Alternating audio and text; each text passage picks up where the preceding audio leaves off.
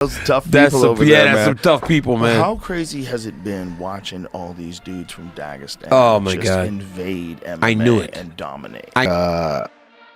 It's how they train. Like, it's a fight to the death. You know what I mean? Like, it's just built in them. They don't want to concede an inch ever. Why are Dagestanis so dominant in combat sports? This question popped up every time Khabib Nurmagomedov ragdolled world-class fighters like they were nothing. And people are still wondering the same thing today as Islam Makhachev, Umar, and Usman Nurmagomedov continue to steamroll their opponents. MMA is a tough sport where even the greatest fighters eventually stumble or face some sort of adversity. But Dagestanis seem to be built differently, as fighters from the region boast a UFC win rate of over 85%, which is, quite honestly, insane. So what makes fighters from Dagestan so special, and why are they miles ahead of everyone else? Let's break it down.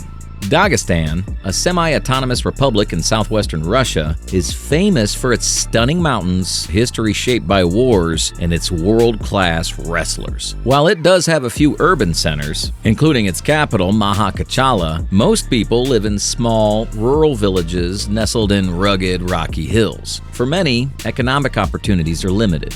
Now, combine a 2-century-long history of war and violence over territorial sovereignty with an already modest economy, and it's no surprise that Dagestanis have few avenues to succeed, other than showcasing their grit in combat sports. Wrestling has always been a cornerstone of their culture, but in the past couple of decades, it's gained even greater importance as a way to keep young men away from insurgent groups and provide them with a chance to build a better life. The kids are doing it. They obviously are rough, tumble, tough life. Getting a lot of fights. And then I think that also that a lot of them, it is a way out, right? There. A lot of the credit for Dagestani dominance in modern combat sports goes to Khabib's father, Abdulmanap Nurmagomedov, often called the godfather of combat sports in the region for producing dozens of champions in freestyle wrestling, combat sambo, and MMA. A former member of the Russian armed forces, Abdulmanap understood the harsh realities of war and violence. So to offer the youth in his community a brighter and more honorable future, he opened a training school in Dagestan, where he coached both kids and adults. His middle son, Khabib, was just 4 years old when he first hit the mats. In only a few years, Khabib's skill grew to the point where he could wrestle not only the most troublesome kids in town, but even grizzly bears. Back in Khabib's day, street fighting was pretty much the go-to game for kids and to stand up to the bigger, tougher kids everyone had to wrestle. One time my cousin fight in the street. All right. He lose and I go fight. I said, now you need fight with me. 14 years. You were 14? Yes, 14 or 15. And I fight with him and I beat this guy. When it comes to putting Dagestan on the map through competition, Khabib and Olympic gold medalists like Abdul Rashid Sadalayev deserve a ton of credit. They really put the region in the spotlight. Khabib, in particular, played a huge role. Performance like that, does it get you excited? Yeah, definitely. I'm a huge fan of Khabib. I think he's phenomenal, honestly. And yeah, I think what he does is crazy. I think his skill set is amazing. I think his cardio and endurance is ridiculous. I think he's amazing. Huge fan. What I like about him more than anything is the fact that, one, he's a straight character. You know, I really admire and respect that. But two, everybody knows what he's going to do. Every single person, and no one can stop him. I think that's phenomenal. The Eagles' UFC signing and rise as the most dominant lightweight of his time opened the door for others to follow, and they started asking questions no one could answer.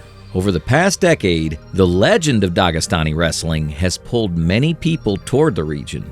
A few brave content creators and fighters have even ventured into what's considered a hostile part of the world, trying to figure out the secret behind Dagestani dominance. The answers they found were all pretty much the same. Dagestanis train like maniacs. The secret to success, not just in combat sports, but in life, is starting early, and Dagestanis live by that. They're some of the hardest working people on the planet. Бывают такие люди, которые у нас в команду тоже попадают.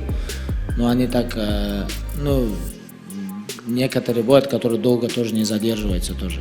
From a young age, they're taught to put in the work and push through, no matter how many obstacles they face. Dagestanis typically start wrestling as young as 4 or 5, often training outdoors in freezing weather or in basic rundown gyms with mats laid out on a basketball court. Nothing fancy like the gyms you'd see in the US or Europe. A Dagestani gym is all about business. The coach is treated like a god, and the students follow his commands without question. These days, Dagestan has some modern training centers, a few of which are owned by Khabib. But they still stick to their roots and rely on the traditional methods that have worked for them for decades. When it comes to cardio, Dagestanis might use treadmills just to warm up, but often they don't even bother with that. Their go-to for building cardio and strength is sprinting up and down hills. And sometimes they'll even carry heavy rocks on their shoulders while running to really push their limits. Not everyone can handle these grueling drills though. Many drop out, and even Olympic gold medalists don't stand a chance against these nasty Dagestanis. I didn't even win a match, dude. I wrestled 3 times, didn't beat anybody. Dagestanis rely heavily on swimming, rowing, long-distance runs, and stair climbing as they're great for building cardio. For most people, that's a whole day's workout, but for Dagestanis, it's just a fraction of the effort they put in. The warm-ups are just the beginning. After that, it's a mix of exercises, everything from weightlifting to assault biking to bag work, before they finally hit the mats for wrestling training, which focuses a lot on movement and quick reflexes. Dagestani wrestlers spend a lot of time working on their entries with a partner. These drills don't just build muscle memory and conditioning, they also target those smaller muscles that are tough to train in the gym. Practice makes perfect is a code that Dagestanis live by. They're the definition of eat, sleep, train, and repeat, with their days packed full of training from sunrise to sunset. I will sleep, train, eat, repeat, and that's it. Obsession? Yeah. In your DNA? I mean, were you like this even as a little boy? I think it's not about DNA. I think more than blood, I think it's about mental, your brain, how you think about this. Take Khabib Nurmagomedov, for example. When asked about his schedule, he shared that on a typical day, he trained for an hour in the morning, an hour and a half in the afternoon, and 2.5 hours in the evening. That's just the usual grind. During fight camps, the grind was next level, especially when the gym's filled with gold medalists, world champions, and legends, where everyone's treated the same. Humility and respect are at the core of it all. No Dagestan, no matter how big a star you are, you're just as equal as a newbie in the gym. It's the responsibility of the experienced fighters to guide the younger ones, spar with those preparing for a fight, and help them sharpen their skills. Dagestanis operate like a pack, and they always give credit for their success to their team. In the Southern Caucasus, it's never me, it's always we. Take Khabib Nurmagomedov, for example. When he had a fight, Islam Makhachev was his main training partner. Now that Makhachev is the champion, Khabib and the rest of the Dagestani fighters, like Bellator lightweight champ Usman Nurmagomedov and rising UFC bantamweight Umar Nurmagomedov, are all in his corner, helping him out. Another big advantage for Dagestani fighters is the high altitude. They live and train in the mountains, which gives them a natural edge in terms of increased oxygen delivery, lung capacity, and endurance. У нас не было особо таких условий. Мы там жили на мансарде, все штабелями спали, внизу питались и на улице там тренировались. Там тренажерный такой городок был. Все на воздухе, короче, тренировались, бегали в горы, на камнях там и так далее. Вот такой old school. These are critical skills in prize fighting, especially in 3-round non-title fights and 5-round championship battles. Remember when Khabib said he could fight Tony Ferguson and Conor McGregor on the same night with just a half-hour break in between? When I talk about like beginning of this week, when I say I can fight with Tony and after a couple hours, if UFC give me rest, I can fight with Conor. Like people think I'm trash talking, right?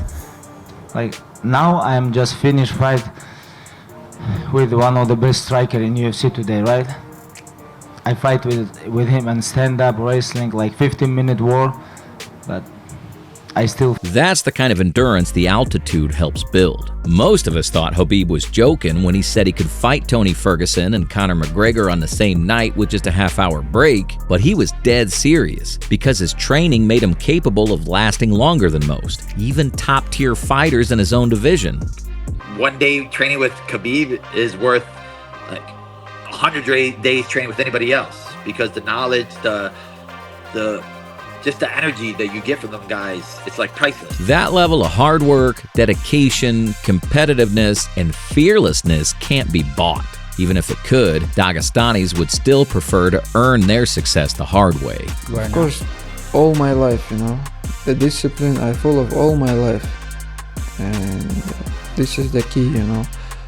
I'm never go some bad place, never do some bad things, sleep on time, wake up, eat, try to eat always clean, you know. Unlike fighters from other parts of the world, Dagestanis come from a conservative Muslim background where things like alcohol, partying, and casual relationships are frowned upon. Their idea of fun is usually something physical: wrestling, swimming against strong currents, or even Dagestani basketball, which combines traditional basketball with wrestling. In fact, you could say Dagestanis are always training, whether they're working at a day job or engaging in their own unique activities. It's clear they're tough as nails, but the question is, can they be beaten? Can their methods be countered? Can they be dethroned like the Gracies were back in the day? The Gracies were once seen as unbeatable in the early days of MMA until their Brazilian Jiu-Jitsu was figured out. But Dagestani wrestling and training methods aren't as widespread, and that's a huge advantage. You can't defeat what you don't know, and that makes Dagestan's dominance in MMA and wrestling something that's likely to last for a long time. If you like this video, don't forget to subscribe and turn on notifications so we can keep bringing you awesome stories. Thanks for watching, and we'll see you in the next one.